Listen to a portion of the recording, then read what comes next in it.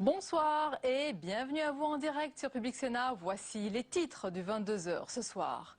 Pas de dysfonctionnement détecté sur le site du laboratoire de Teva à Sens. Les enquêteurs de l'agence du médicament n'ont relevé aucune anomalie expliquant l'erreur de conditionnement du furosémide. Le mystère persiste donc ce soir alors que 3 décès et un cas grave seraient dus à cette interversion de médicaments. Notre invité ce soir, c'est le professeur Philippe Even, président de l'Institut Necker. L'horizon s'obscurcit pour Claude Guéant. L'affaire des primes Corée touchait l'ancien secrétaire général de l'Élysée prend de plus en plus d'ampleur, provoquant indignation et stupeur au sein de la classe politique. Toutes les réactions à suivre.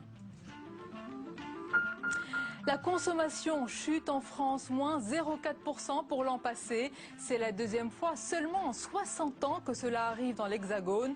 De plus en plus de ménages changent leurs habitudes. Alors qui est touché et comment cela se traduit dans la vie quotidienne? C'est le thème de notre grand débat du mardi soir. Enfin, très vive tension en Turquie. La police évacue la place Taksim d'Istanbul à coups de canons à eau et de gaz lacrymogènes. Mais la résistance des manifestants ne faiblit pas. Toutes les images dans ce journal. Voilà pour le programme de votre 22h. Merci d'être en notre compagnie.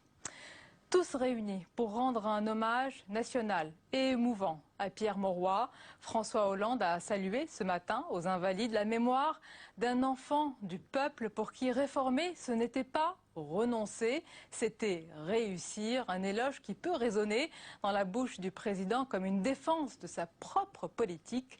Et tout au long de la journée, les hommages se sont poursuivis. D'abord au siège du Parti socialiste et puis à Lille, le fief de Pierre Mauroy. Et c'est toute la classe politique unanime qui a salué un homme de conviction et de courage. On voit tout cela avec Cécile Sixou.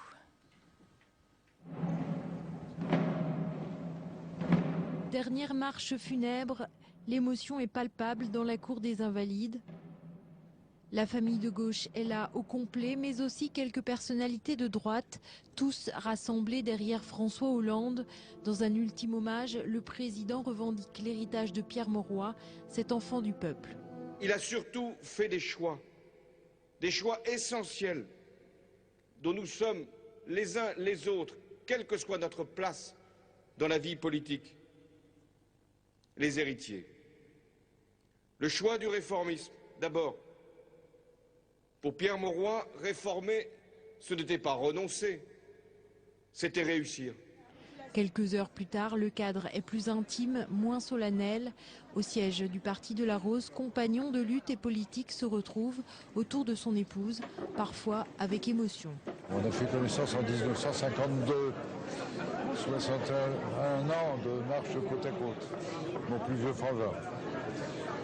C'était la fidélité, l'amitié, la droiture, et c'était aussi le refus des excès. À la tribune, Lionel Jospin loue le combattant. Martine Aubry, elle, ne tarit pas d'éloges sur son action à Lille. Quelques militants roses à la main ont tenu à être là pour un dernier adieu. Pierre Mauroy c'est un rappel de ce qu'était le socialisme, de ce que peut être encore le socialisme. Un socialiste qui, à 84 ans, laisse toute une famille orpheline. Il sera inhumé demain dans l'intimité de ces terres du Nord. Et j'ajoute que vous pourrez voir ou revoir cette cérémonie d'hommage national aux Invalides avec l'allocution du président ce soir sur Public Sénat à 23h30. Dans l'actualité à présent, la grève des aiguilleurs du ciel s'arrêtera finalement demain soir. Cette décision fait suite à la demande de Paris et de Berlin adressée à la Commission européenne de surseoir à son projet de libéralisation du contrôle aérien, projet qui avait justement déclenché ce mouvement de grève. Les détails avec Tam Tranui. Aéroport Orly-Ouest en région parisienne. Ici, comme dans beaucoup d'autres aéroports français, des vols sont annulés ou retardés. Les voyageurs, eux, sont agacés. J'avais réservé un premier vol cet après-midi à 15h45. J'ai reçu un SMS donc, me disant que mon vol était annulé par le biais du téléphone. 3 fois j'ai appelé. Pendant un quart d'heure, j'ai pas eu d'opérateur ni rien. 1800 vols annulés dans tout l'Hexagone, soit un quart des vols quotidiens. C'est le résultat de la grève des contrôleurs aériens. Les aiguilleurs du ciel qui entendent ainsi protester contre le nouveau projet de ciel unique proposé par la Commission européenne. Une libéralisation du contrôle aérien en Europe, synonyme pour eux d'inquiétude pour les emplois, mais aussi de privatisation de la sécurité. On est conscient de la gêne que ça occasionne, mais il y a quand même un aspect important, notamment en termes de sécurité, puisque on considère que si le contrôle aérien est privatisé en partie et soumis à concurrence, on va faire rentrer des intérêts marchands dans un domaine qui doit être considéré comme un secteur public et du domaine public. Une fois n'est pas coutume, cette grève a été suivie par les 4 grandes centrales syndicales. Elle a également été approuvée par la Direction générale de l'aviation civile et par le ministre des Transports lui-même. Ce dernier a d'ailleurs demandé ce matin à la Commission européenne de différer son projet. Avec mon homologue allemand, Peter Ramsauer, nous avons remis un mémorandum au commissaire Kallas pour lui demander de surseoir à ce type de libéralisation. Pourquoi? Il faut que les choses se fassent dans le respect de l'organisation nationale, notamment de notre histoire de l'aviation civile, la DGAC, et par ailleurs, il faut donner du temps. Cette annonce a été favorablement accueillie par les aiguilleurs du ciel qui ont décidé de lever le préavis de grève pour jeudi. Voilà, bonne nouvelle donc pour cette grève de l'aérien qui s'achèvera demain soir, mais mauvaise nouvelle côté rail. Les syndicats de cheminots ont déposé un préavis de grève à partir de mercredi soir et jusqu'à vendredi matin, 8 h. Ils entendent ainsi manifester leur opposition à la réforme du système ferroviaire du gouvernement. Je précise que 4 trains sur 10 sont prévus en moyenne pour les TGV et les TER. Et l'on évoque à présent l'enquête autour de l'erreur de conditionnement du furosémide dans le laboratoire de Teva à Sens. Je vous rappelle que 3 décès et un cas grave seraient dus à l'interversion de médicaments. Les enquêteurs de l'Agence nationale de sécurité du médicament ont rendu leur conclusion il y a moins d'1 heure et ils n'ont relevé aucun dysfonctionnement des chaînes de travail sur le site et cela alimente un peu plus la piste d'une négligence ou d'une malveillance. Les explications de Mounir Soussi. Aucun dysfonctionnement. C'est la conclusion de l'Agence du médicament à l'issue de son enquête dans l'usine du laboratoire Teva de Sens.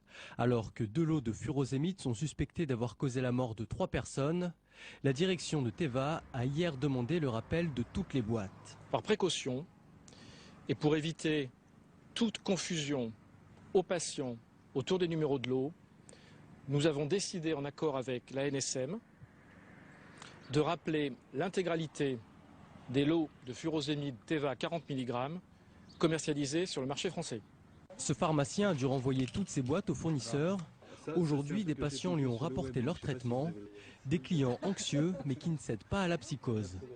Les clients apparaissent plutôt inquiets, même s'ils ont tous compris que c'était vraiment des cas isolés, circonscrits, et donc ils se sentent pas complètement concernés. Victime collatérale de cet accident sanitaire, le médicament générique dans son ensemble. La méfiance se renforce chez beaucoup qui refusent les marques qu'ils ne connaissent pas. Non, je veux les vrais. Non, je veux pas de générique, même si je dois les payer moi-même. En pleine tourmente, le laboratoire Teva voit ressurgir dans la presse des courriers internes datés de 2011. Des cadres de la société y dénoncent les conditions de travail et les tensions causées par l'extension rapide du groupe ces dernières années. Des problèmes de gestion qui alimentent les interrogations sur des possibles négligences ou malveillances. Et notre invité ce soir, c'est le professeur Philippe Even. Bonsoir, et bienvenue. Vous êtes pneumologue, président de l'Institut Necker et auteur d'un livre qui a beaucoup fait parler de lui il y a quelques mois, Guide des 4000 médicaments utiles, inutiles ou dangereux. Alors professeur, les enquêteurs de l'Agence du médicament ont rendu leurs conclusions ce soir. Pas de dysfonctionnement, ni dans l'organisation, ni dans les pratiques, ni dans l'équipement de l'usine de conditionnement du furosémide. Mais quelles conclusions faut-il tirer? D'abord, ça ne m'étonne pas.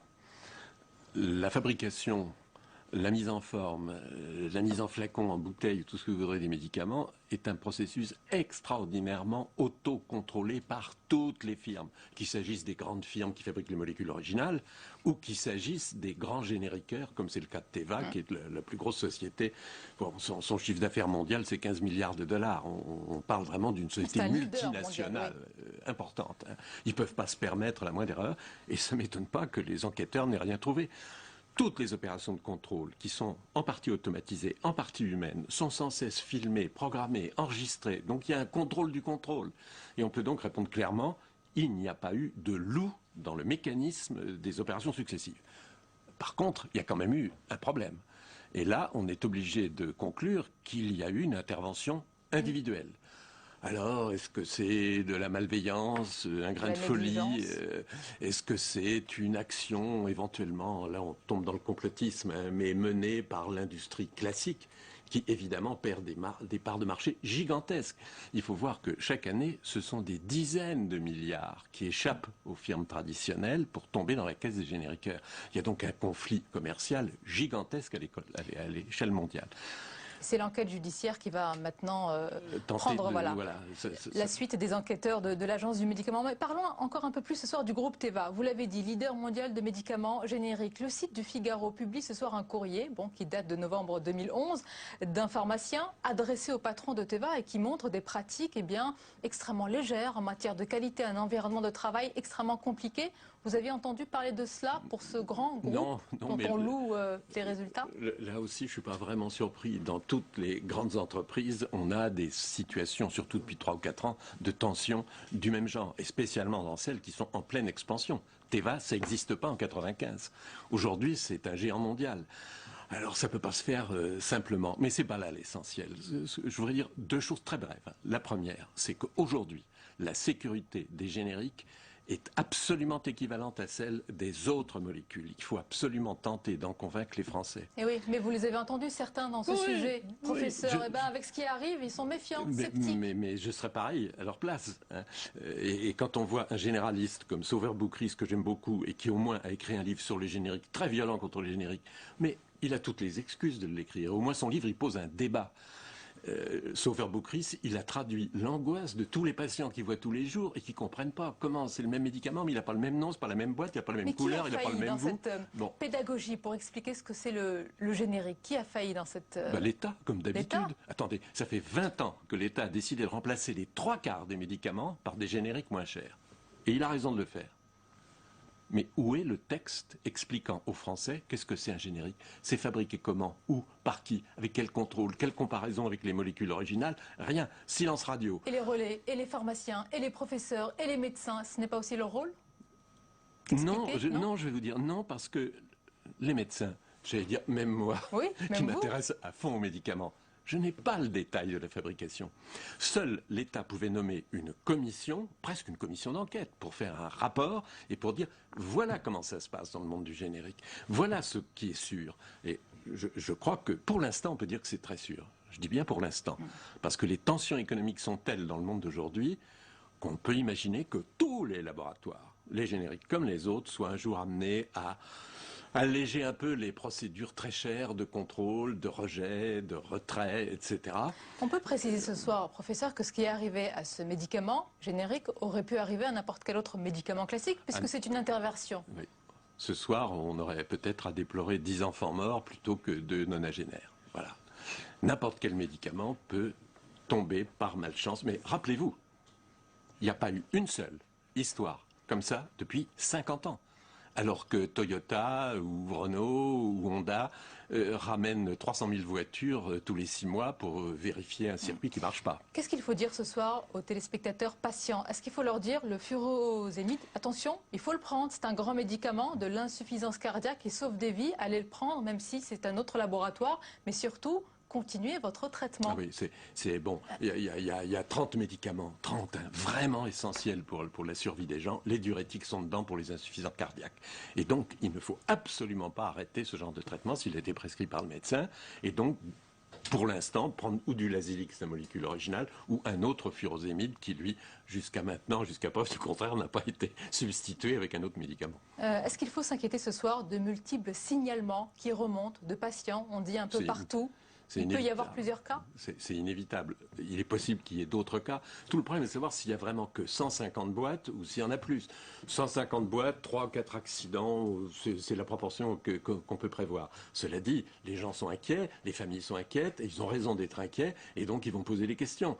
Et donc ça ne va pas être une affaire très facile à gérer. En tout cas, justement, puisque vous parlez de gestion, comment vous jugez cette gestion par l'Agence du médicament, qui a tout de suite retiré les lots, par le ministère de la Santé? Comment vous avez jugé cette chaîne d'information sur ce cas? Bien et mal. Bien, elle a bien fait de retirer tous les échantillons. Principe de précaution? Mal, parce que cette agence-là, celle qui la précédait, notre fameuse haute autorité de santé, qui n'est ni haute ni autoritaire, n'a jamais écrit un mot pour expliquer. Je dis, tout le problème est là. On parle de générique, les génériques, jamais on a dit un mot objectif, indépendant, aux gens. Qu'est-ce que c'est qu'un générique? Comment voulez-vous qu'ils ne s'inquiètent pas? Faillite de l'État une fois de plus. Alors, autre sujet, inquiétude ce soir. Une investigation est en cours ce soir dans un hôpital de Tours sur des cas suspects de coronavirus. Mais le ministère de la Santé est très prudent ce soir, indiquant qu'aucun cas n'est confirmé. Les 2 patients en question se seraient rendus en Arabie Saoudite, c'est le pays le plus touché. Il faut s'inquiéter, il faut rester prudent. Bon, c'est normal de s'inquiéter. Moi, j'ai été 40 fois dans ma vie en Arabie Saoudite. Rentrant d'Arabie Saoudite avec un syndrome grippal, je me serais évidemment inquiété. Mais il faut rassurer aussi les Français. Pour une fois, ce coronavirus-là, parce qu'il y en a d'autres, par chance pour l'homme, il se transmet très très mal. Il faut vraiment un contact de plusieurs jours étroit entre 2 personnes pour arriver à déclencher un... Donc il n'y aura pas d'épidémie liée à ce coronavirus. Pour l'instant, ce sont des contaminations limitées dans cette région du monde. Voilà. Mais il faut renforcer les mesures de surveillance. C'est ce que dit l'OMS, l'Organisation mondiale de la santé. Oui, c'est clair. Professeur, pour terminer, vous avez remarqué, on ne parle de la santé et des médicaments que quand ça va mal. Vous le regrettez? Je regrette un petit peu tout ce qui n'a pas été fait en amont. C'est ce que je vous disais tout à l'heure, ne pas expliquer aux gens qu'est-ce que c'est que les grands médicaments. J'ai écrit avec Bernard Debré ce livre sur le guide du médicament. Je le destinais à qui? Aux médecins, en partie, mais aussi aux malades. Bien sûr, oui. Et pourquoi est-ce qu'il a eu un succès que je n'avais pas du tout prévu d'ailleurs? C'est qu'il a répondu à une inquiétude des gens qui voudraient bien savoir ce qu'on leur donne, ce qu'on leur vend, ce qu'on leur fait absorber, quels sont les risques, quel est l'intérêt réel. Or, là-dessus, il n'y avait absolument aucune information. L'État, là encore, a failli à sa mission qui est de renseigner les Français. L'État, et puis aussi, les professeurs, les médecins doivent renseigner les Français, les patients. Soyons d'accord, tout le monde. C'est important pour ce sujet qui concerne tout le monde. Merci beaucoup, professeur, d'avoir été notre invité. On reparlera probablement de cette affaire. La suite du 22h. Dans un instant, nous allons évoquer la situation de nombreux ménages français qui ont, vous allez le voir, de plus en plus de difficultés. Ils consomment beaucoup moins d'ailleurs. La consommation a chuté en France de 0,4%. C'est la 2e fois seulement en 60 ans que cela arrive dans l'Hexagone. Ces ménages, appartements aux classes dites moyennes, changent leurs habitudes. Alors, qui est touché précisément et comment cela se traduit dans la vie quotidienne? On en parle dans un instant avec de nombreux invités, mais d'abord, c'est le tour de l'info de Sandra Cerquera. Regardez.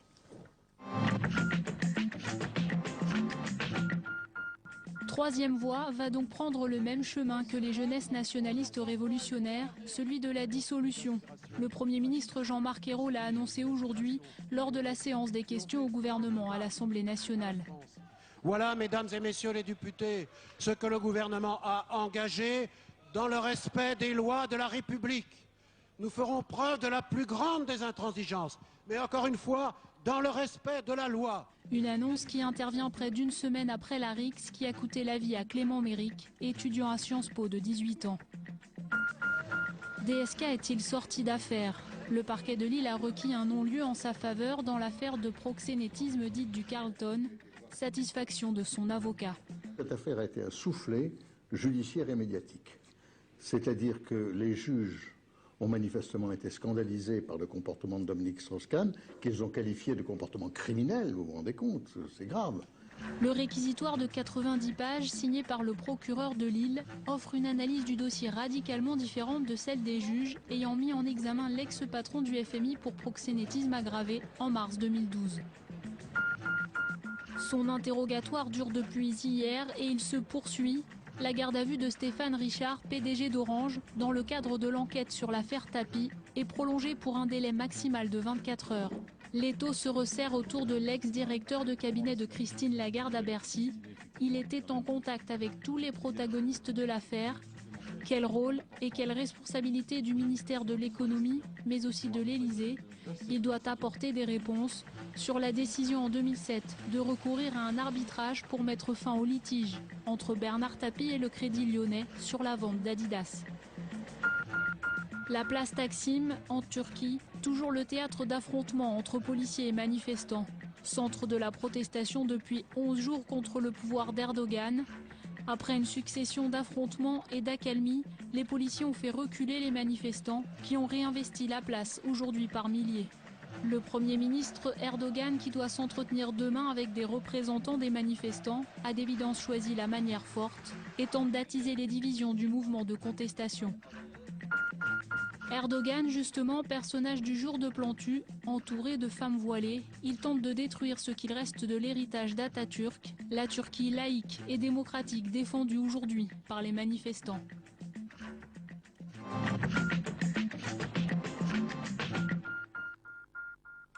Et c'est l'heure du débat du mardi soir. On l'a dit, déprimés et angoissés, de nombreuses études mettent en avant les symptômes du grand malaise des classes moyennes.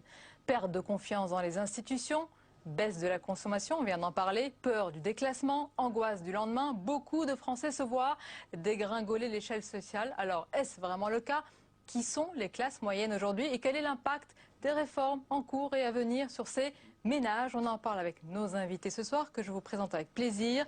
Jérôme Fourquet, bonsoir. Bonsoir. Et bienvenue. Vous êtes directeur du département Opinion et Stratégie de l'IFOP et vous êtes co-auteur de ce livre, Le Grand Malaise, enquête sur les classes moyennes. Avec nous également Jean-René Le Serre, bonsoir. Bonsoir. Et bienvenue à vous, sénateur UMP du Nord. Avec nous également François Calfon, bonsoir. Bonsoir. Délégué national en charge de l'opinion au Parti Socialiste. Avec nous également Julien Damon, bonsoir. Bonsoir. Bienvenue, vous êtes sociologue et l'auteur de ce livre, Les classes moyennes. Alors messieurs, d'abord, avant de parler de ce malaise des classes moyennes, qui sont, Jérôme Fourquet, les Français qui appartiennent aux classes moyennes, aux classes intermédiaires? Le concept est flou. Alors, il est volontairement flou, c'est pour ça aussi qu'il fonctionne bien, puisque depuis le livre de Giscard, 2 Français sur 3, on a à peu près cette proportion. Quand on fait des enquêtes, on demande aux Français où est-ce qu'ils se situent. On a environ 2 Français sur 3, un peu moins maintenant, qui se disent appartenir aux classes moyennes. Alors, classe moyenne supérieure, classe moyenne tout court, classe moyenne inférieure, mais globalement, 2 tiers des Français. Même dans les milieux populaires, chez les ouvriers par exemple, on a une proportion significative de gens qui se déclarent appartenir aux classes moyennes. La nouveauté dans l'enquête qui a fait l'objet du petit livre que vous avez cité, c'est que pour la première fois, on a moins de Français qu'il y a quelques années qui se disent appartenir aux classes moyennes. Donc l'idée d'un déclassement était déjà partagée, mais on a l'impression que par capillarité, il touchait d'abord les milieux populaires et que maintenant, y compris subjectivement, moins de Français qu'avant se considèrent comme appartenir aux classes moyennes. François Calfon, vous êtes d'accord avec cette définition des classes moyennes qui sont d'abord, c'est pas un groupe homogène, hein, les individus sont très loin de se ressembler? D'une certaine manière, on pourrait dire très simplement que c'est le moteur de la société française. Et ce qui définit les classes moyennes, c'est le rapport au travail. C'est tous ceux qui, y compris puisqu'on a dit que la classe ouvrière, quand on les interroge, se vivent plutôt comme classe moyenne, c'est tous ceux qui, c'est presque un terme marxiste, j'ose un gros mot, vivent de leur force de travail. Et c'est, je crois, ceux-là qui les caractérisent. Et d'une certaine manière, au Parti Socialiste, on les connaît bien, puisque le Parti Socialiste n'est pas tant que cela un parti idéologique, c'est beaucoup plus un parti sociologique. Et l'arrivée au pouvoir, ça remonte à loin, de François Mitterrand en 81, correspond à l'ascension de ces classes moyennes. Et d'une certaine manière, aujourd'hui, pourquoi il y a une crise du politique, UMP, Parti Socialiste? C'est le descenseur social, c'est le déclassement des classes moyennes qui explique cela. Et dès lors, elles ne se sentent pas représentées, ou moins représentées par les partis institués, parce que ces fameuses classes moyennes sont entrées en crise. Avec un élément extrêmement important. Aujourd'hui, le facteur clé perçu des classes moyennes, c'est qu'elles ont l'impression que leurs enfants, alors qu'elles étaient en croissance jusque-là, auront un destin bien moins meilleur qu'elles-mêmes. Et c'est là l'enjeu politique qui est posé. Ça tient à des raisons économiques, ça tient aussi à la massification et d'une certaine manière à la démocratisation du système éducatif, parce qu'ils ont beaucoup de diplômes, mais ils n'ont pas forcément les positions sociales liées à ce diplôme. Alors c'est la question, Julien Damon, est-ce que ces classes moyennes s'appauvrissent réellement ou est-ce qu'elles ont le sentiment qu'elles s'appauvrissent quand elles se comparent à d'autres plus favorisé, hein, on est toujours le pauvre de quelqu'un ou le riche de quelqu'un d'autre. Bon, ça serait aisé de vous répondre les deux, mon capitaine. Mais la première chose à vous dire tout de même, c'est que ça doit bien faire plus d'un siècle qu'on explique que les classes moyennes sont en train de s'effondrer et que l'on pleurniche sur leur effritement. Ce qui est exact, c'est que si on prend cette approche de l'auto-identification, on va dans la rue, on demande vous de la classe moyenne, vous avez en effet les 2 tiers des gens qui vous répondent oui, ça ne bouge pas trop, mais surtout, ça nous place au top dans l'Union européenne. Nous sommes le pays où on estime que nous appartenons le plus souvent à la classe moyenne.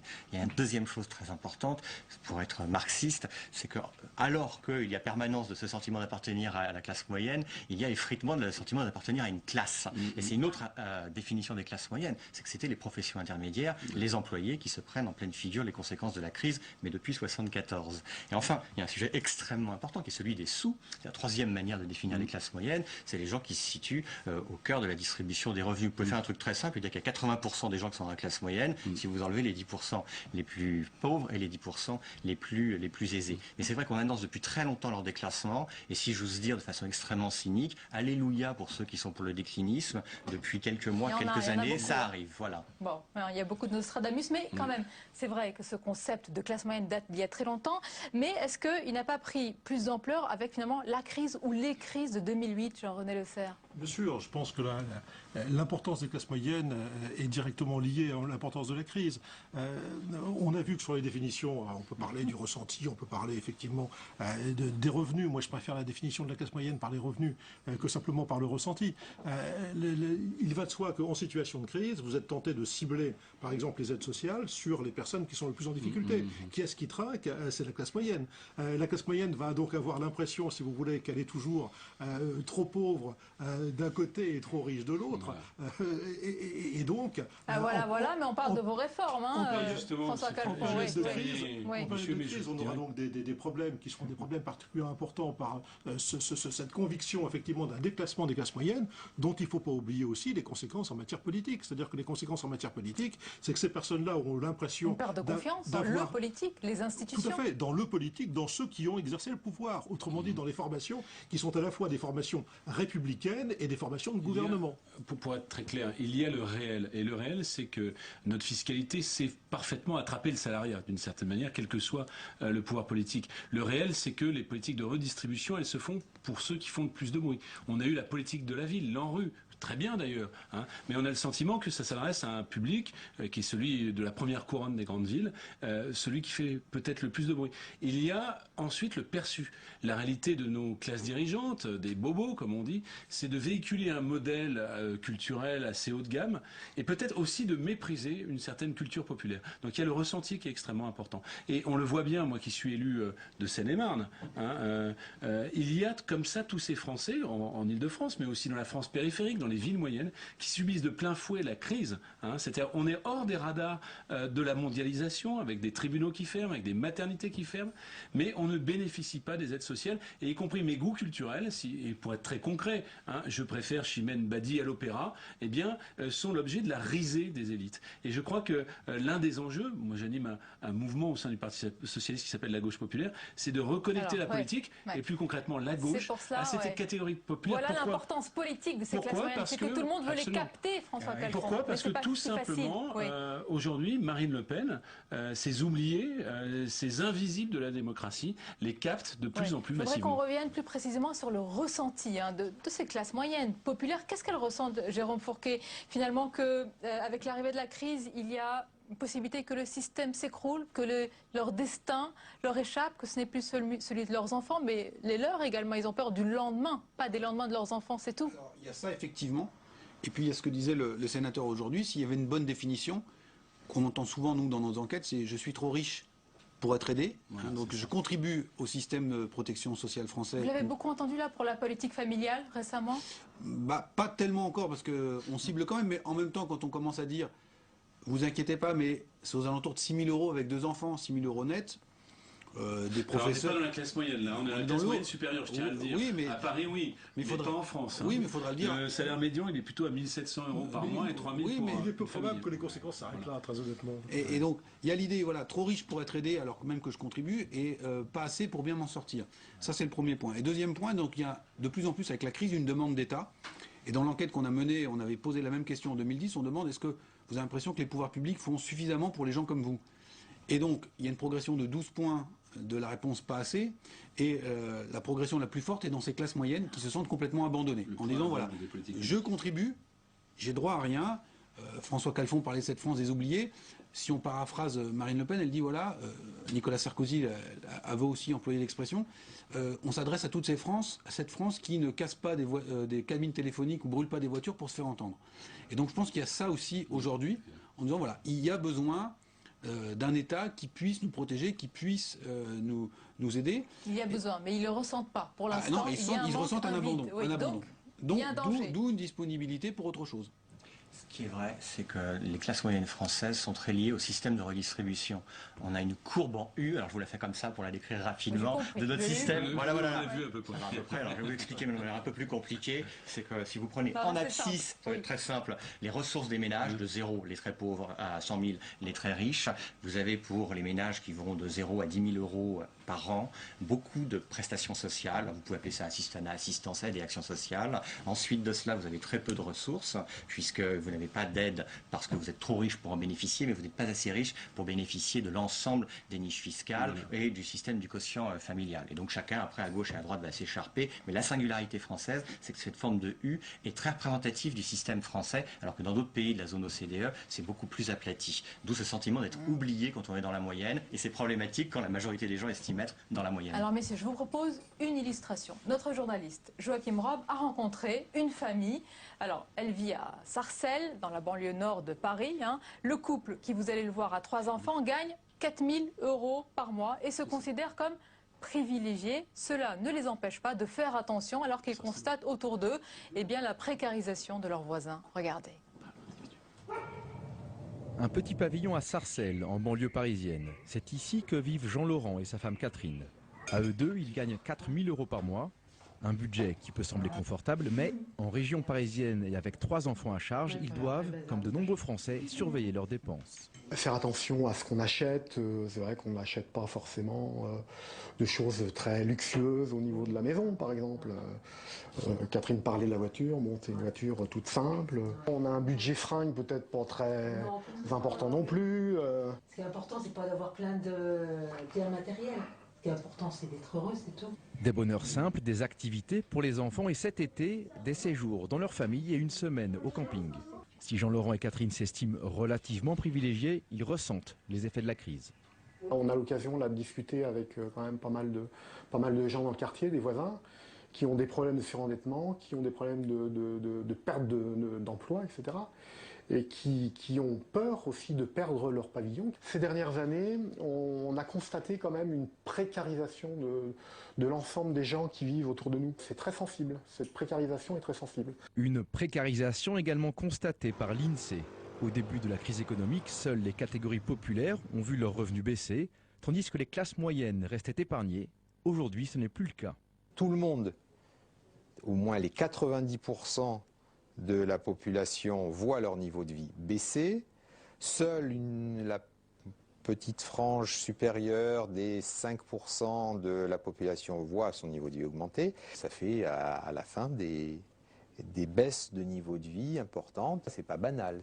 Donc on peut parler de choc. Un choc qui alimente aujourd'hui dans une part importante de la population française la peur du déclassement. Alors messieurs, dans ce reportage de Joachim Rob, on a vu donc ce couple de Sarcelles. Alors ils se disent plutôt privilégiés, mais il y a l'angoisse. Ils voient la précarisation environnante. C'est là où on est dans la frontière entre le réel et le perçu. Ils disent bien, on a des voisins qui sont confrontés au risque de chômage, donc on voit quelque part que ce risque se rapproche. Ça me paraît être le point tout à fait important. Il y a une insécurité réelle et perçue qui est de plus en plus grande. La deuxième chose par rapport à ce qu'on a dit, c'est que c'est la fameuse courbe en U que je reprends, c'est que ces gens qui vivent de leur travail c'est ce qu'on appelle la concurrence entre les revenus d'assistance et les revenus du travail, ont de plus en plus de mal à supporter le fait qu'ils ont un effort marginal important pour se maintenir la tête hors de l'eau et que les politiques sociales finalement sont principalement adressées à ceux qui sont hors du travail. Donc la réponse, puisque je ne suis pas simplement un commentateur mais un politique, la réponse est de privilégier des politiques sociales d'inclusion sociale. Ça veut dire que par exemple les politiques sociales de gratuité ne sont pas un bon signal à donner. Alors, ça veut dire par exemple aussi qu'on doit être non pas sur de l'indemnisation passive de l'emploi, mais sur du retour à l'emploi et pourquoi pas de la contrepartie d'activité. Sur le plan politique, Jean-Dominique, vous avez souvent entendu le gouvernement ces derniers temps dire que les classes moyennes seront épargnées. C'est le cas ? Mais non, c'est pas le cas. Et, visiblement, elles sont persuadées que ce n'est pas le cas. Mais je crois qu'il faut distinguer un peu comme en matière de sécurité, si vous voulez. Il y a l'insécurité, il y a le sentiment d'insécurité.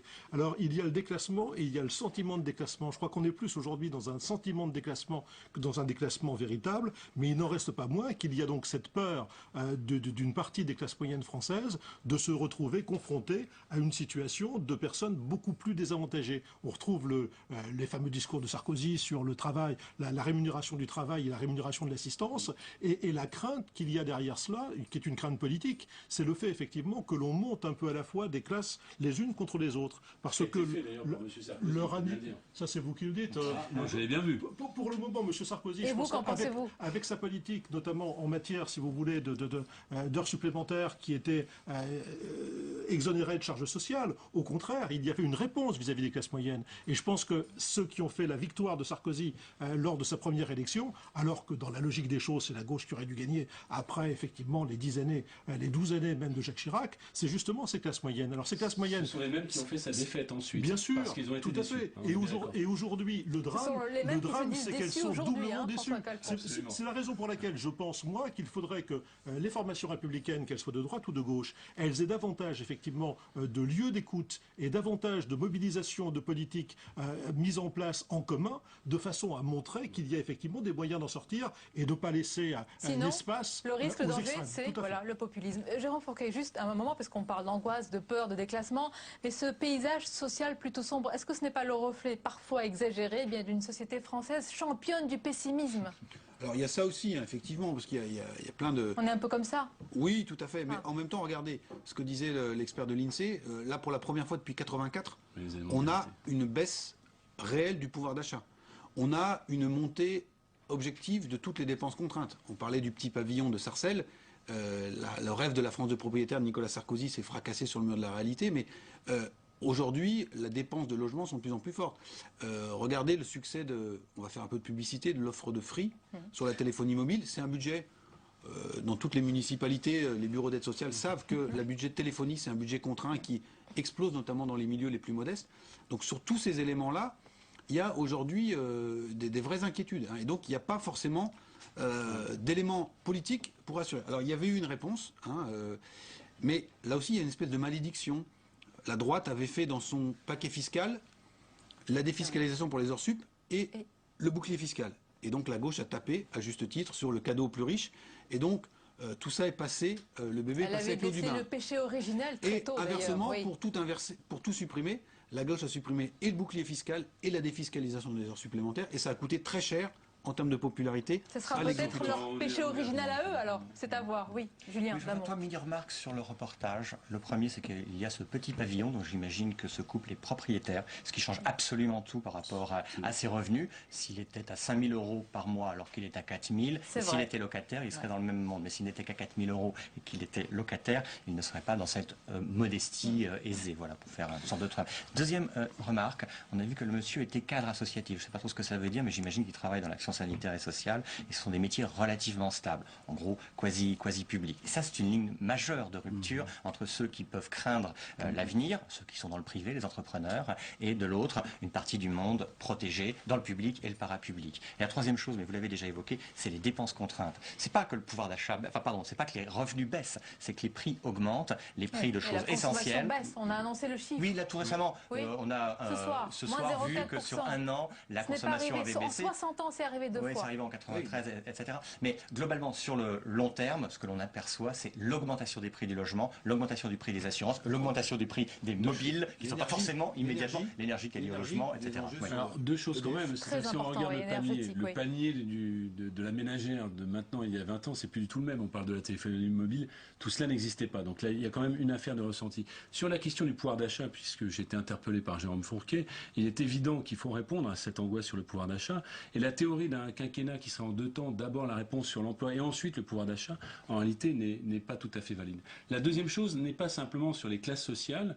Oui, il faut faire les deux à la fois, et donc je prône une réforme fiscale redistributive, qui était d'ailleurs un engagement de François Hollande. Qui était un engagement. Non, mais bien évidemment, mais on peut avoir quelques nuances. Ça s'appelle la démocratie. Oui. La deuxième chose qui me paraît importante, c'est que au-delà des classes moyennes, il y a un pays, une société qui finalement se pose la question du rôle de la France dans la mondialisation. La France n'est pas un pays tout à fait comme les autres, hein, et d'une certaine manière, dans le perçu, le ressenti, le fait que la France proposait un autre chemin original par rapport à ce qu'était en son temps l'Union soviétique et ensuite le modèle anglo-saxon, eh bien finalement, dans une Europe qui ne sait pas où elle va, la France ne connaît pas vraiment son rôle, ce qui accroît cette angoisse, pas simplement des classes moyennes, mais aussi l'ensemble du pays. Et dès lors, quand on parle de pessimisme, dès lors, alors ce pessimisme qui est aussi une marque de fabrique française est décuplé. Jean-René Lesser, c'est la question. Qui nous gouverne? Les marchés financiers, la finance folle, tout cela s'est agrégé à peut-être donner ce sentiment, en tous les cas, ressenti aujourd'hui. Bien sûr, le sentiment effectivement que l'État n'est plus seul responsable, et même peut-être plus responsable du tout. Mais il n'en reste pas moins que lorsque vous avez effectivement une situation de vie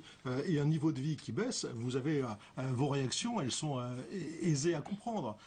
Je crois que sur ce plan-là, il y a effectivement plus qu'une réflexion à avoir. Il y a des politiques à mettre en place, qui soient des politiques aussi consensuelles que possible, et aussi la volonté, je le disais tout à l'heure, d'éviter effectivement que les mesures sociales soient trop ciblées sur les catégories les plus en difficulté, parce que sinon... C'est un souci constant pour vous, vous êtes un parlementaire, vous votez les lois, est-ce que vous y pensez régulièrement? Peut-être pas matin, midi et soir, mais presque. Oui, ces classes-là, il faut les préserver. Le nerf de la guerre, c'est les classes moyennes. Ce sont les classes moyennes qui travaillent, ce sont les classes moyennes qui consomment, ce sont les classes moyennes qui décideront d'un cercle vertueux ou d'un cercle vicieux sur l'économie globale du pays, et nulle politique ne peut effectivement s'en désintéresser. Combien de fois on a entendu dans le Parlement, vous avez assassiné les classes moyennes? Ça, c'est un argument qui porte. Oui, mais alors attention. Ça fait un siècle. Oui, ça fait un siècle qu'on le dit. Et puis attention, je vais revenir sur cette histoire de quotient familial. Si la réforme du quotient familial, c'est assassiner les classes moyennes, alors on s'adresse aux 10%, aux 15% les plus riches. C'est 1,3 million de foyers concernés. Et on dit souvent que les ouvriers eux-mêmes, quand ils se définissent comme étant dans les classes moyennes,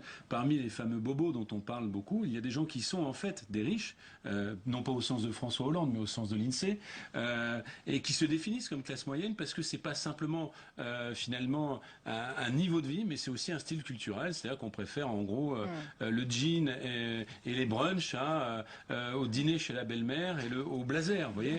C'est aussi une forme d'évolution de la société française. La fiscalisation des heures supplémentaires, c'était pas effectivement uniquement ces classes-là concernées, c'était effectivement directement les classes moyennes. Ça c'est vrai, je peux pas dire le contraire. Et on voit bien, sur la réforme du quotient familial, certes, c'est pas forcément les classes moyennes qui vont... Les classes moyennes supérieures, là, oui, qui vont être touchées, mais c'est elles qui sont oubliées, parce que la gauche va dire, on va prendre aux plus riches pour donner aux plus pauvres, et notamment aux familles monoparentales. Et ça renforce l'idée, dans cette classe moyenne... Parce qu'il y a aussi une offre sur à peu près 200 000 places de petite enfance, donc c'est pas complètement oublié les structures. Vous avez dit tout à l'heure, Jérôme Fourquet, à quel point les classes moyennes se sentaient oubliées en termes de services publics. Il y a une réponse en termes de services publics. Est-elle financée? C'est une autre question, on aura l'occasion d'en reparler. Voilà.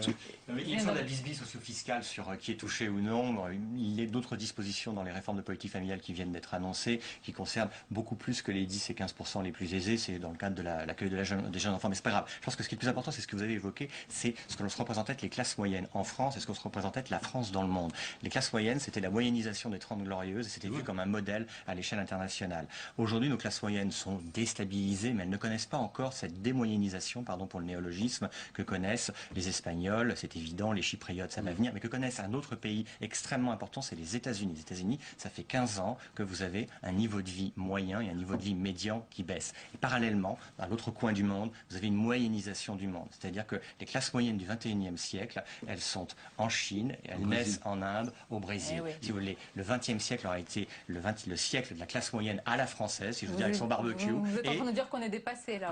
Oui, je suis pas le seul. Oui, merci. Bon, pour terminer peut-être une conclusion politique, Jean-René Lesser, peut-être pour rassurer ces classes moyennes, en tout cas la population, c'est la place de l'État, du politique, de la chose publique qui doit reprendre toute sa place. J'en suis convaincu, sinon effectivement je changerais de métier sur ce point. Mais je voulais ajouter une chose, c'est que la crise des classes moyennes me paraît poser un dernier problème, c'est le problème effectivement des populations qui sont aujourd'hui des populations discriminées. Si vous prenez des populations discriminées à leur époque, par exemple en Amérique, elles ont commencé par pouvoir s'accrocher aux classes moyennes avant de prendre leur véritable place dans la société. Aujourd'hui, on risque de ne plus avoir de réponse à toute une catégorie de personnes qui n'ont pas la même couleur de peau que la nôtre. Merci, merci messieurs, c'est la fin de ce débat. Merci beaucoup d'avoir été nos invités, d'avoir parlé de ce sujet passionnant, mais il est vrai, qui date pas d'hier en tous les cas. On arrive à la fin de ce journal. Merci à vous de nous avoir suivis. Merci évidemment de votre fidélité. Tout de suite, c'est l'émission Preuve par 3. Douce soirée. À demain, avec plaisir, bien sûr.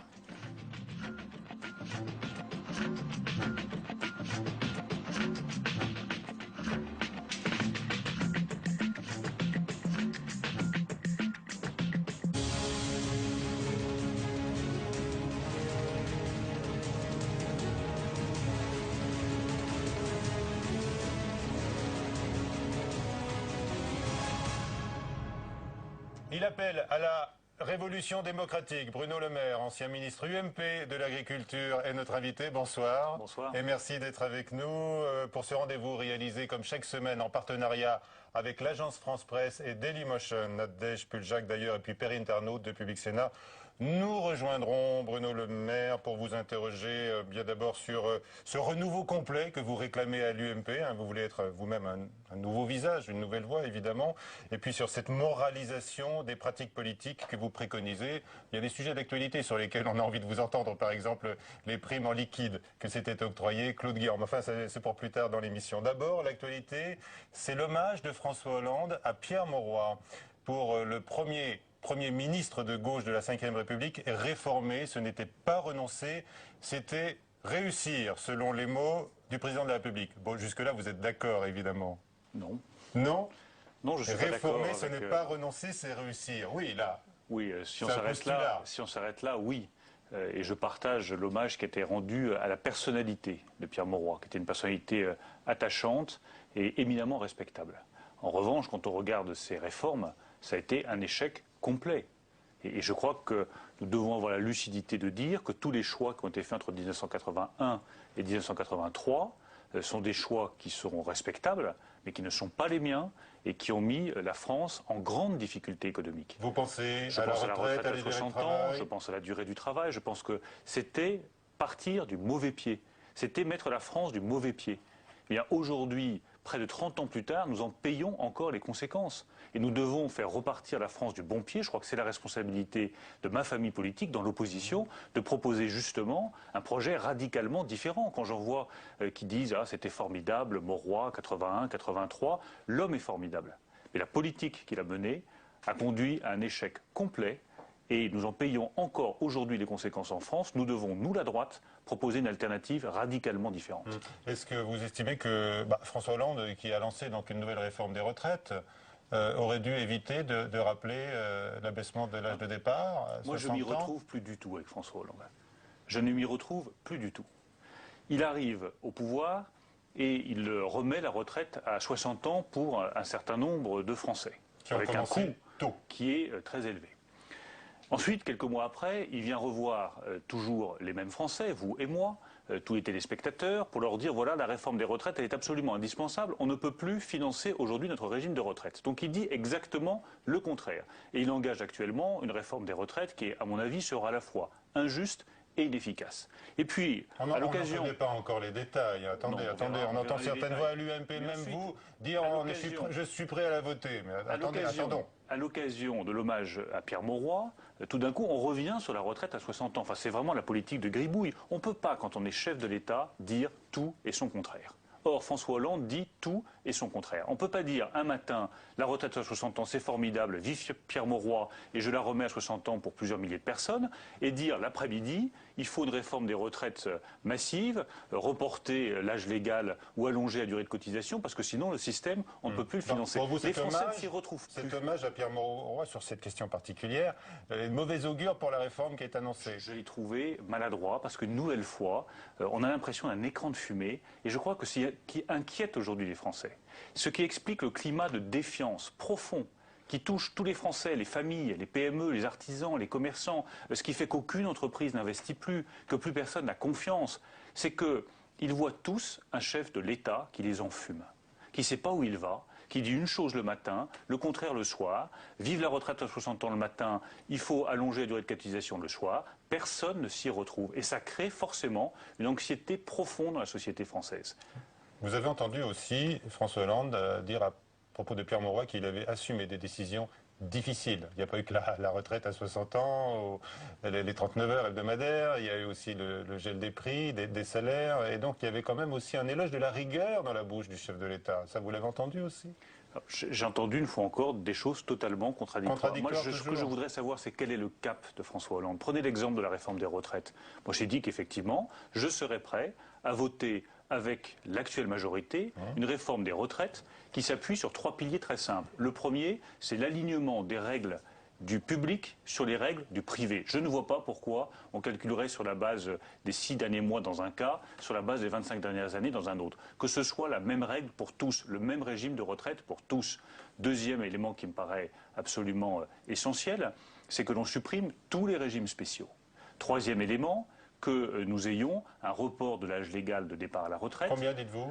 On verra, on peut en discuter. Mais il est évident qu'à partir du moment où nous vivons plus longtemps, nous devrons tous travailler plus longtemps. Mais sur l'égalité. Et puis je propose également un régime par points, parce que je pense que pour chacun, pour s'y retrouver, c'est plus simple d'avoir un régime par points plutôt que l'actuel régime. Sur l'égalité des systèmes publics-privés, il y a un certain nombre de catégories de personnel, comme les contrôleurs aériens, par exemple, qui partent dès 52 ans. On pourrait parler des cheminots et les pompiers, les policiers, etc. À la SNCF. À la SNCF. Vous voulez aussi aligner tout le monde, là, sur la même date de départ? Qu'est-ce qui justifie qu'un certain nombre de catégories du secteur public aient des avantages en matière de retraite? Si on arrive à me prouver que c'est juste... C'est la fameuse pénibilité, semble-t-il, qui explique ces départs anticipés pour certains. Vous êtes déjà allé dans un abattoir.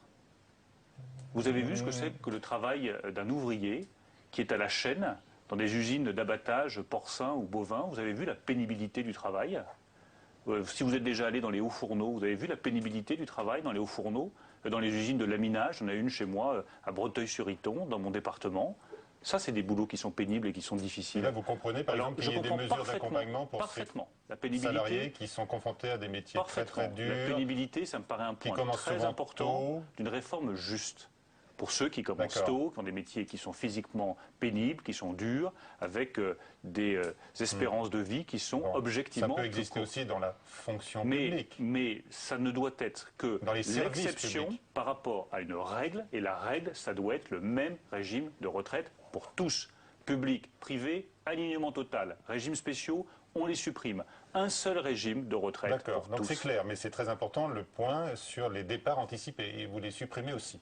Je supprime aussi les départs anticipés de la fonction publique qui ne répondent à aucune motivation que peuvent comprendre les Français en équité et en justice. Ce qui est équitable et ce qui est juste, c'est que ceux qui effectivement ont des travaux qui sont réellement pénibles, il y en a, ça existe, on doit en tenir compte. La pénibilité, elle était ouverte avec Éric Woerth, je crois que c'est une vraie avancée, il faut en tenir compte. Donc vous n'oubliez pas certaines inégalités, il n'y a pas que le public contre le privé ou l'inverse, il y a aussi la pénibilité du travail. Les gens de droite ne sont pas d'horribles tortionnaires qui veulent le mal des pauvres gens qui travaillent. Je tiens quand même à le préciser. Moi je veux la justice. C'est-à-dire que les gens qui sont dans le privé, les gens qui sont dans le public puissent se dire qu'il n'y a plus qu'un seul régime de retraite en France, par points, avec des cotisations progressives qui permettent à chacun de s'y retrouver. Mais on arrête avec les avantages, on arrête avec tout ce qui sont des privilèges aux yeux des Français. Et on tient compte en revanche du caractère pénible d'un certain nombre de métiers dont je reconnais très volontiers qu'ils méritent d'être pris en compte. Et là on peut partir à 60 ans ? Ça, tout peut être mis sur la table. C'était le sens même de la réforme, la première réforme sur le sujet par François Hollande. Tout peut être mis sur la table, mais une vraie refondation des retraites, le point de départ, c'est l'égalité, l'équité. C'est l'égalité. Les socialistes n'ont que ce mot à la bouche, égalité. Eh bien qu'ils fassent l'égalité entre les régimes publics et les régimes privés. L'affaire Michelin, avec les suppressions d'emplois à jouer les tours, montre-t-elle qu'en France, on ne peut gagner en compétitivité qu'en supprimant des emplois ? Je crois qu'on peut réindustrialiser la France. Je crois sincèrement que l'industrie qui représente aujourd'hui environ 12% du produit national brut, alors qu'on était à 15 ou 17% il y a encore quelques années, nous pouvons revenir à 20% en l'espace de quelques années si nous prenons les décisions difficiles nécessaires. Si nous allégeons les charges qui pèsent sur les salaires et que nous avons un autre financement de la protection sociale, nous pourrons réindustrialiser le pays.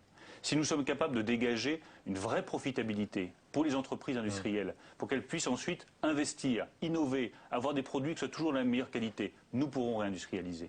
Si nous apprenons à travailler ensemble, les laboratoires de recherche, les centres d'innovation, les industries, les grandes entreprises industrielles avec les sous-traitants. Les mesures difficiles, vous dites qu'il faut prendre des mesures difficiles. Ça, travailler tous ensemble, on est tous d'accord. Mais les mesures difficiles pour les Français, ça veut dire quoi? Ça veut dire financer autrement notre protection sociale. Ça veut dire accepter que nous réduisions les dépenses sociales. Ça veut dire accepter d'augmenter le taux de TVA pour arriver à avoir un autre financement de la protection sociale. Ça veut dire simplifier le droit du travail. Pour qu'une entreprise industrielle qui a un carnet de commandes qui tout d'un coup augmente parce que la conjoncture est bonne, puisse recruter très rapidement, et puis lorsque le carnet de commandes est moins bon, puisse se séparer temporairement de ses salariés. Et ça n'est pas le sens justement de la loi sur la sécurisation de l'emploi que François Hollande a fait voter et qu'il présente comme une grande avancée? C'est un premier pas, mais c'est un pas totalement insuffisant. Et d'ailleurs, certains se demandent, à gauche notamment, si le plan social qui est annoncé chez Michelin n'est pas la préfiguration de cette loi sur la sécurisation de l'emploi qui a été votée par la CFDT, condamnée par la CGT. Enfin, comment est-ce que l'on peut dire ça? Ça, c'est des billevesées. Très franchement, le plan social, bien entendu que je regrette profondément qu'on en arrive là. Et bien entendu que je partage la détresse des salariés qui se retrouvent sans aucune possibilité de reclassement pour le moment et qui se demandent de quoi leur avenir va être fait. Mais c'est aussi le fruit du manque de courage que nous avons eu tous au cours des dernières années par rapport à l'industrie. Quand je vous dis décision difficile... Est-ce qu'en l'espèce, la direction de Michelin fait preuve de courage, selon vous? Je ne qualifierais pas de courage un plan social, très franchement. Le courage, il doit être du côté des responsables politiques. Elle dit, nous, on a le courage de prendre des décisions difficiles aujourd'hui pour éviter le pire demain. Décision courageuse. C'est aussi de la part des responsables politiques se poser la question du principe de précaution. Est-ce qu'il est bon que nous gardions le principe de précaution dans la Constitution? Moi, je crois que l'on pourrait avantageusement le remplacer par un principe de responsabilité. Regardez sur les gaz de schiste, ça vaudrait le coup. Ou d'innovation. Mais regardez sur les gaz de schiste, qu'est-ce que l'on fait? Est-ce que l'on ferme immédiatement la porte à toute recherche sur les gaz de schiste parce qu'on estime que c'est trop dangereux? Eh bien, dans ce cas-là, effectivement, on ne va pas réindustrialiser le pays. C'est ce qui a permis la réindustrialisation des États-Unis. Ou est-ce qu'au contraire, on autorise la recherche dans des conditions encadrées, avec les précautions nécessaires et avec ce principe de responsabilité? C'est-à-dire celui qui recherche le gaz de schiste devient responsable de sa décision. Je pense qu'un principe de responsabilité, plutôt qu'un principe de précaution, c'est aussi un des éléments de la réindustrialisation du pays. Un mot quand même, Bruno Le Maire, vous qui avez été à Matignon avec Dominique de Villepin, vous vous attaquez à un totem du chiraquisme, là, le principe de précaution qu'il a fait entrer dans la Constitution. Mais la droite, je pense l'avoir dit suffisamment, doit se réinventer. La droite doit se réinventer totalement, en regardant ce qu'elle a réussi et ce qu'elle n'a pas réussi en matière industrielle. Les chiffres, là, vous faites le bilan du chiraquisme alors qu'il est tellement difficile à entendre le leader de l'UMP de faire le bilan du sarkozysme. C'est le bilan des 10 années que j'ai passées moi-même au pouvoir, de 2002 à 2012, et dont j'assume tout le bilan, tout. Mais avec aussi une lucidité qui me paraît indispensable pour dire, mais est-ce que nous avons tout réussi? Non. Est-ce que la réindustrialisation du pays, elle est là? Non. Est-ce que nous souffrons tous de la disparition des emplois industriels? Oui. Est-ce que notre agriculture est menacée? L'agriculture du secteur de production de l'élevage ou du lait, oui, il y a des menaces qui pèsent sur elle. Donc nous devons impérativement être capables de réinventer notre doctrine de droite. Et dans cette réinvention de la doctrine de droite, je considère que la question du principe de précaution doit être posée. Sachant qu'elle a été présentée, encore une fois, par la droite qui l'a fait voter, comme une protection des consommateurs que nous sommes tous. Mais ça ne nous a pas échappé que nous avons perdu les élections. Donc si nous avions tout réussi, je pourrais vous dire ce soir, gardons tout, nous avons tout réussi, donc notre politique était la bonne et il n'y a rien à corriger. Moi je vous dis le contraire. Très bien. Je vous dis, nous avons perdu les élections parce que nous ne sommes pas allés au bout de nos idées, au bout de nos convictions, et que sur un certain nombre de points, comme le maintien des capacités productives en France, industrielles ou agricoles, il aurait sans doute fallu aller beaucoup plus loin. Voilà, c'est clair et net sur un certain nombre de sujets. Vous l'avez exprimé sur les retraites, sur le principe de précaution et sur les mesures difficiles que vous voulez présenter aux Français, qui sont nécessaires pour vous. Alors on va évoquer avec Nadège Puljac de l'agence France-Presse la situation à l'UMP. Je le disais tout à l'heure, vous n'êtes pas tendre avec vos amis, invités à changer du tout au tout et à abandonner le culte du chef. Mathilde Bélanger. Nicolas Sarkozy reviendra si l'on a besoin de lui. C'est en tout cas ce qu'il aurait déclaré la semaine dernière lors d'une conférence à Londres. De quoi alimenter de nouveau les spéculations sur son retour. À l'UMP, certains commencent à s'en agacer. Est-ce que vous pourriez laisser Nicolas Sarkozy en paix? Voilà. Le laisser décider de son propre avenir. Il a pris une décision courageuse il y a 1 an maintenant. Il a fait un très beau discours en expliquant qu'il quittait la vie politique. Laissons-le libre de son choix. L'UMP ne peut pas passer 3 ou 4 années d'ici 2017 à attendre de voir si la statue du commandeur va bouger. Voilà, l'opposition, ça n'est pas cela. Ça n'est pas que la critique du gouvernement, même si c'est facile en ce moment. Ça doit être aussi la construction d'un projet. Mais si la page a tant de mal à se tourner, c'est que depuis la défaite à la présidentielle, l'UMP est un parti sans chef. Le duel Fillon-Copé et le feuilleton des élections internes n'ont pas réglé la question du leadership. Tout le monde s'accorde à dire qu'il faudra attendre la primaire de 2016 pour trancher. On a au sein de l'UMP des personnalités très différentes, porteurs de messages assez différents. Il y a un problème de clarification de la ligne politique, ça je pense que c'est une certitude, et c'est plutôt là-dessus que les Français nous attendent. L'UMP reste profondément divisée sur certaines questions, comme l'attitude à adopter face au Front National. Le débat sur le mariage pour tous a lui aussi tracé des lignes de fracture, sans compter que le parti n'a toujours pas fait l'inventaire du quinquennat Sarkozy. Il n'est pas possible de faire un droit d'inventaire, pour reprendre la formule de Lionel Jospin, sans que le chef précédent ait pris sa retraite ou ait été explicitement éliminé par un nouveau chef. Ni l'un ni l'autre cas ne s'est produit et donc l'inventaire n'est pas possible. En attendant, Jean-François Copé a prévenu qu'il n'y aurait pas de traitement de faveur pour l'ancien président. S'il revient, il devra, comme les autres, passer par la case primaire. Voilà, Nadège Puljac de l'agence France Presse est avec nous. Bonsoir.